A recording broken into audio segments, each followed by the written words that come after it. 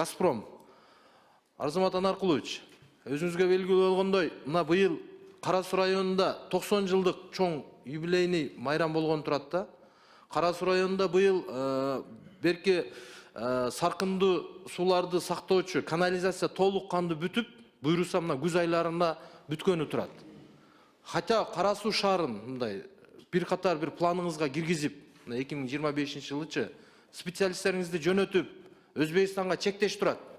Тартып келгенге деле оңойраак болот. Газификация маселесинде бир планга киргизип коюңузчу.